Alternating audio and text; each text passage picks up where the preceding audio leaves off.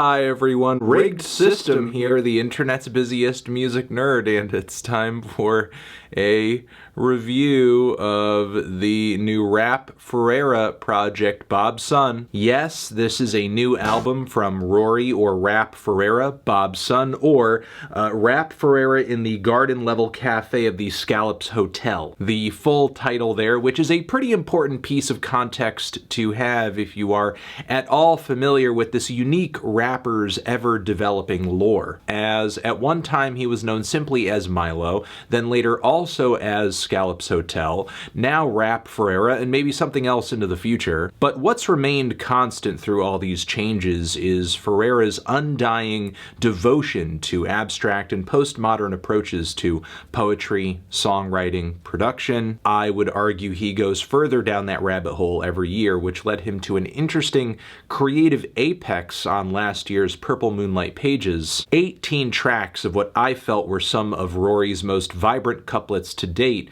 paired with live instrumentation from the Jefferson Park Boys. Wonderful project, highly recommended if you have not heard it. Also Rory's first project under the name R.A.P Ferreira. Bob's Son here is the second album he is dropping under this name, and the title I was talking about earlier does present a conundrum of sorts. As in the past, Scallops Hotel has served as a name and a place for Rory to create and experiment without borders or expectations. His releases as Scallops Hotel, in my assessment, historically have had a lot less conceptual and structural ambition than even some of his most out-there Milo records. But I do think Bob's Son here does try to find compromise between Rory's creative left and right brains, while also serving as a tribute to the late beat poet Bob Kaufman and his concept of abominism, with the closing track on this thing mostly being a reading of his manifesto on the matter. For the rest of this thing, again, I think Milo is doing his thing, trying to keep it unpredictable while also engaging and bold, and also making clearer allusions and nods to beat poetry in his music than I think he ever has before, which does create an incredible energy even on some of the most fleeting tracks on this project, which there are several examples of, and the downside of that is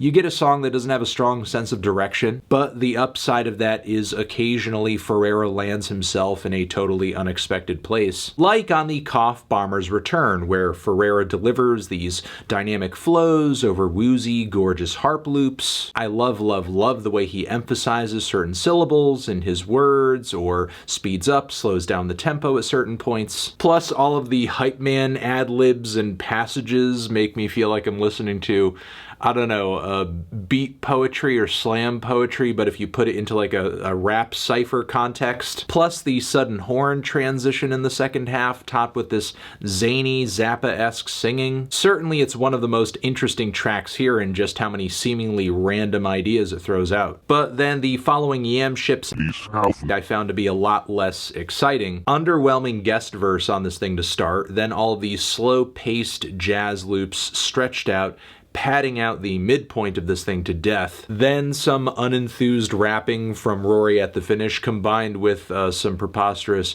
ooh, ooh, ooh, ooh, ooh. Yeah, there are a lot of ideas and there's a lot of energy being compiled into this track, but I sit here waiting for all of it to build up into something, but it doesn't really. And there are other pieces on this project that to me feel similarly fragmented but occasionally present a flash of genius. There's sips of Ripple Wine, where the verse that kicks off the second half of the track, the dense wordplay and references throughout this point in the song, certainly a high point. There's also Strength, which again, I don't love it as a whole, but I do enjoy the hypnotic jazz fusion loops packed into the instrumental, as well as Ferreira's very emotive rapping on this thing and free associative connections between one topic and another.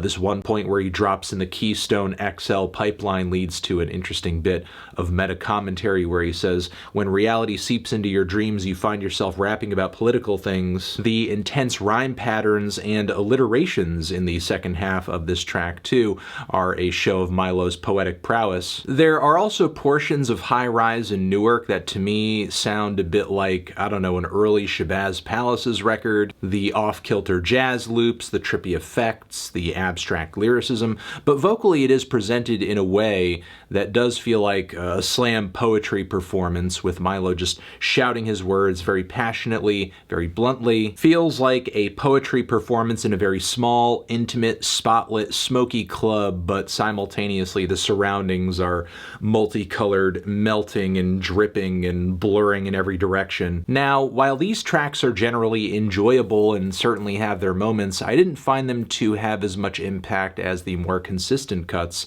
on the project, of which there are a few. There is the stellar Rejoice, which features a fiery delivery from Ferreira over these bright, rushing, cyclical chords. Sonically and emotionally, it just feels like the song is pushing higher and higher and higher and higher.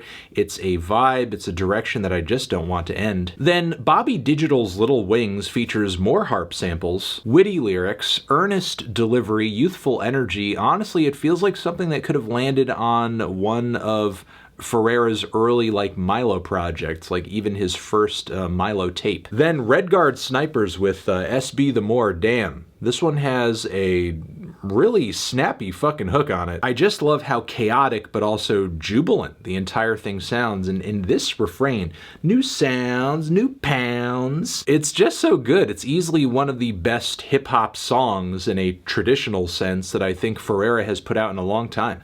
So I think I'm gonna leave it at that. I mean, I find the record to be pretty interesting. It's almost like taking an anarchist's approach to pulling a record together, taking an absurdist approach to pulling a record together. And while I can see that direction and I can see that intention in this record, simultaneously, I feel like the material here doesn't land too far away from what Ferreira has done on a lot of projects, especially the ones that land on the more abstract and experimental end of his catalog. If he was really going to commit to this direction, I feel like he could have pushed it even further than he has here. Because at the end of the day, I thought the most memorable and engaging spots on the entire project were the most conventional. Meanwhile, anything else taking a major risk or foregoing traditional song structure was a little hit or miss. Plus, the entire thing is a little scant too. It's far from one of the more robust projects in the Milo catalog. As much as I did enjoy some portions of this record quite a bit,